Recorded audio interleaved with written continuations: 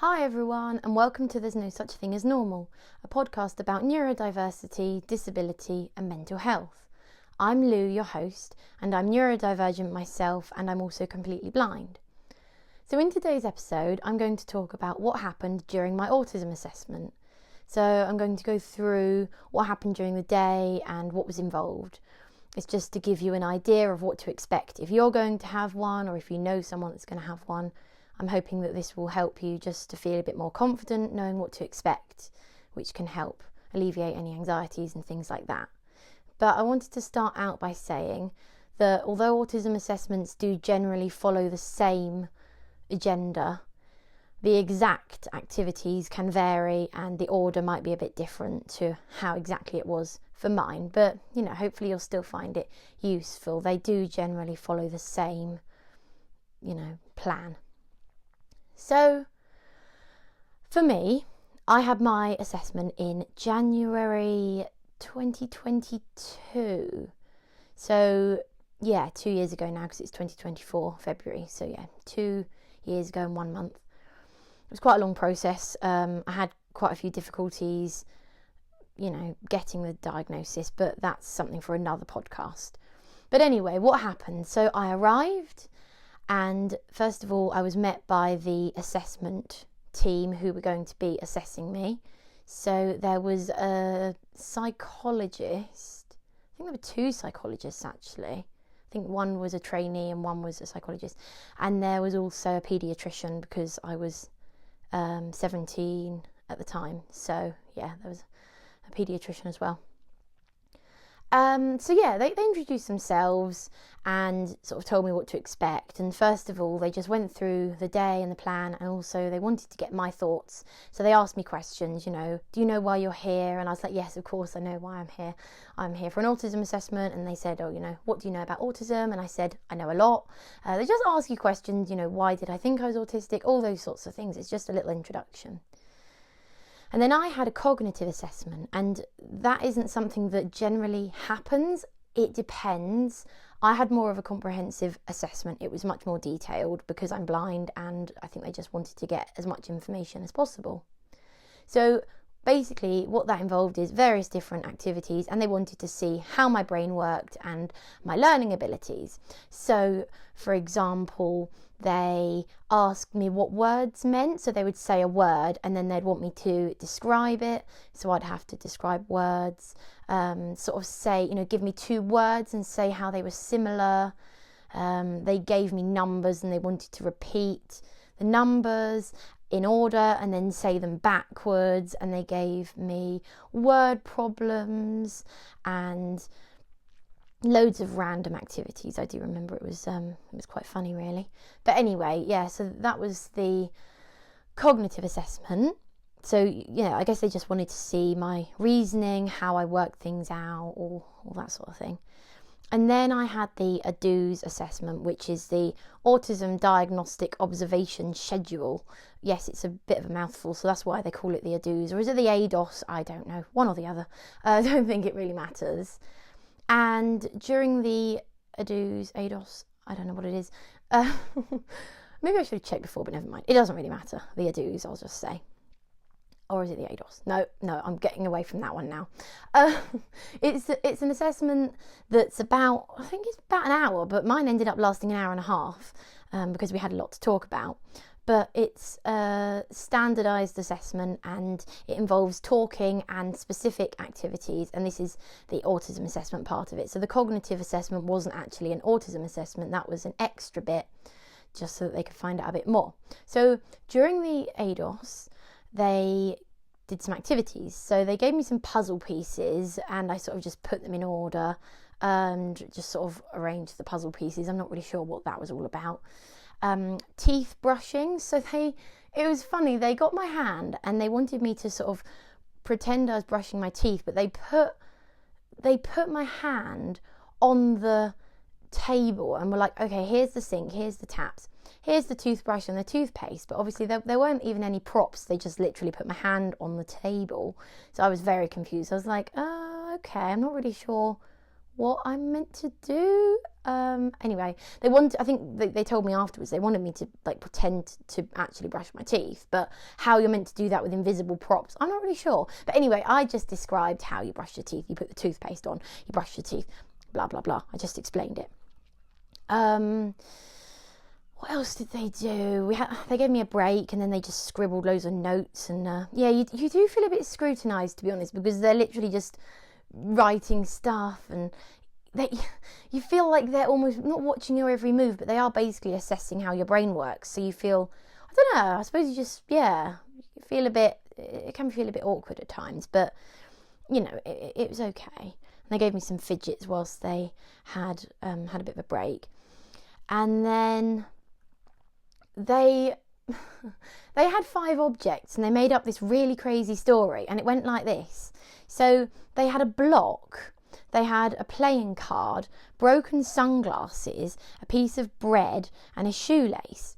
So Bob was he was a person, but they used, like, I think it was the block. The block was Bob, right? And then he got in his car, which was a playing card, like a card that you do a card game with. And anyway, so Bob is the block, and he's in his car, which is a card. And then he ran over someone's sunglasses. So that actually made sense, because yes, they actually used sunglasses. So that was good, because that made sense. But then this other person that was a bit of bread was like, oh my goodness, you ran over my sunglasses, and then used the shoelace to get the glasses back. And I was like, what? This is really hard to understand. It's like, I don't know, it was just really funny. It was really, really funny. And then they were like, okay, your turn. And they gave me, what was it, a string, a hairband, a little textured ball, like a fidget thing, a lollipop stick, and I don't even know what else, to be honest with you. Hairband? I don't know. String? Did I say that? Yeah. Just loads of random stuff. And they were like, okay, make up a story. And I was like, what? How do you make a story out of all that random stuff? I don't know. If the props were bizarre. And they gave me a pretend car. Yeah, I said to them, I said, why didn't you use the car? Because they used a playing card to represent a car. But they should have used the car that they gave to me instead of using the playing card. Yeah, it's really, really weird. I was very confused, and I just didn't know what to say, so I just fiddled with all the stuff and just, very awkward. I'm actually very imaginative, and I can make up stories, but no, I can't do it when I'm put on the spot with the most random objects. I think there are definitely a few issues with these assessments, because they might have thought, oh, I have no imagination. Actually, yes, I do have a very good imagination. I just can't imagine things on the spot under that situation with random objects. Anyway, then we talked. So they asked me about emotions. They were trying to get me to explain what emotions felt like. So like happiness or sadness, anger, lots of different feelings, and they wanted me to try and explain what they felt like, which was quite difficult, very difficult. The only emotion I really know what feels like is anxiety, because I feel that in my body. It's like a really intense physical thing for me. So yeah, I can't really miss it. We did talk a lot about anxiety. They asked me questions about if I've ever felt lonely, if I ever get in trouble, if people annoy me, if I annoy other people, like when I'm older, what do I want to do? We talked about meltdowns and stimming and interests.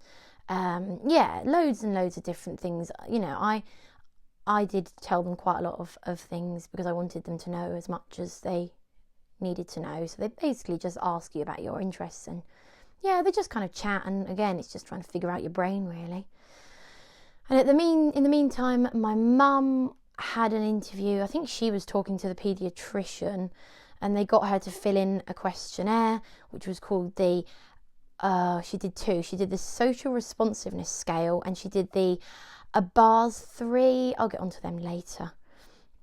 Basically just questions. And then they, mum and the paediatrician just talked a lot about me and lots of things around autism and all that sort of thing. So it lasted quite a few hours. I was absolutely exhausted, and to be honest, they saw me at my worst, which I think was a good thing. I was extremely burnt out and extremely anxious, which was a horrible thing, horrible combination. I was just not my best. But I think it's almost good if these people see you when you're not at your best, because they see you at your worst, and then, you know, they're almost getting a clearer picture. It's like with any of these assessments, it's better that they see you at your worst than at your best. But obviously you don't want to feel horrible, but yeah, it's kind of one of those things. So yeah, I was quite exhausted. But anyway, we got the results, I think it was 2 weeks later. So yeah, they don't, with autism assessments, they don't tend to tell you on the day. I mean, sometimes they do. We did ask, and they said, you know, there's a lot of evidence to support an autism diagnosis. And my mum said, well, if they don't give you a diagnosis, then there's something wrong with the system, because it was like very obvious. She just knew, and it wasn't a question of if, it was just a question of getting the diagnosis. So yeah, 2 weeks later we had a follow-up, and yes, I got the diagnosis, and they basically went through the assessments and told me what they were looking for. So I mean, with the story thing, again, it was imagination, but really, you know, as I said earlier, what is the point in assessing someone's imagination on their ability to brushing the teeth was more about role play, but again, it was kind of imagination. But with the story as well, they're just funny circumstances. You know, I can make up stories.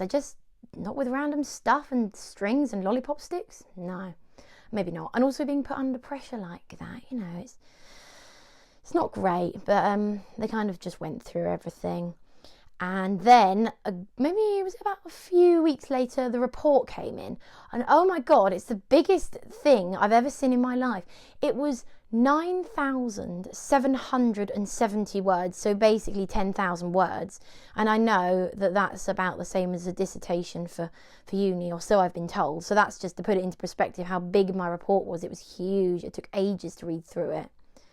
But then I got quite obsessed about it, because I you know, they made a few mistakes, because in a document that big, they're bound to make mistakes. But then I ended up getting really wound up and upset that they made certain mistakes. And yeah, I kind of just got a bit fixated, but yeah, I just got a bit stuck on it really. But luckily they fixed the mistakes, and it was okay. It was fine. We did have to, you know, work a few bits out. But I mean, 9,770 words about all my difficulties. I mean, they're not the nicest reports. They're just not. They're just very much, oh, you can't do this and you can't do that, and they're so negative. I mean, you know, I know that they have to be in terms of actually getting the support for it, but they're just, you know, I'd say just, you know, remind yourself that you have loads of amazing qualities, and, you know, you're obviously a good person, and that these reports are designed to be negative. It doesn't mean that you're bad or negative or anything. I mean, the reports can definitely make you feel quite inadequate. I mean, they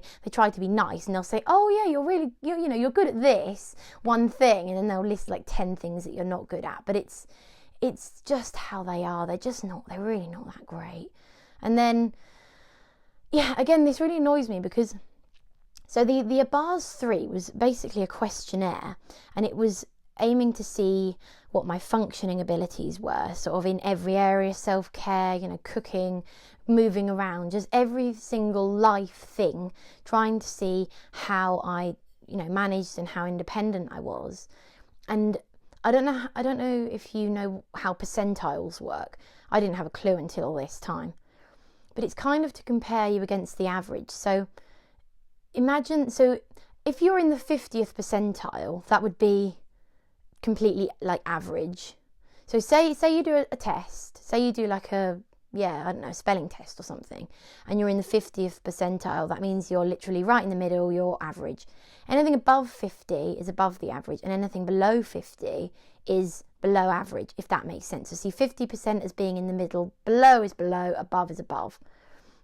If you're like in the 80th percentile, then you're, you know, really, really doing well and above the average. Anyway, my percentage on this ABARS 3 for functioning was below the first percentile. Guess what? You can't get any worse than that, because, you know, 1 is like the lowest number. You can't go to like below the 0th percentile. 0th isn't even a word. Below the first is about as bad as it gets. So I was like, oh, how lovely. Yeah, I know I struggle, but thanks for putting it so obviously. But also, why on earth compare me against the general population?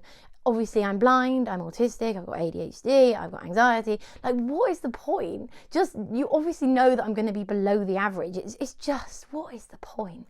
I don't know. I guess they just want to see where you are in comparison, but I would have thought it would be obvious, maybe. I don't know. And then there was the SRS-2, social responsiveness scale. Again, probably a questionnaire that's well out of date. I mean, all these questionnaires have passed their sell-by dates about 100 years ago.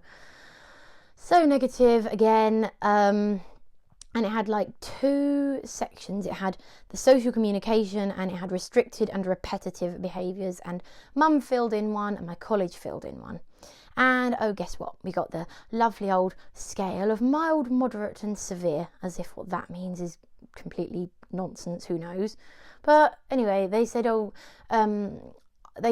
for repetitive behaviours, I was severe on both, and on social communication, I was severe on mum's one, and I was moderate on the college's one. Whole other podcast. What does that even mean? I just don't get it. I just don't. It's crazy. It's like, because it's one of those ones where it's do you do this, blah blah blah, this whatever thing, and then it'll be never, rarely, sometimes, often, very often. So if you tick very often on everything, which obviously they must have done, then that's going to put you in the severe range, because it's very often that's happening, I suppose. But I don't know, it just, I don't know, it's just confusing and bizarre. But anyway, I just think, well, a whole other podcast on that anyway, or probably a whole series on that whole severe, moderate, mild thing. It's just, yeah, even they said we don't use those terms anymore. So it's like, well, why do you use a questionnaire that says it? And it's just funny, because they can't really, it's not as simple as that. You're not on a line. Anyway, I could go off on a tangent, but I'm going to stop myself there, because it will end up going on and on and on. But anyway, there you go. The story of my autism assessment. And I think I've said everything. I've covered most of it, but there are certain areas that I would go into a bit more detail. This is kind of just what happened during mine. There are lots more topics to explore within the whole autism diagnosis area, so I'll be talking more about it in future episodes. But anyway, thanks for listening. I really appreciate it. Hopefully I haven't bored you too much. If you've got this far, then well done you. And yeah, I will be back very soon.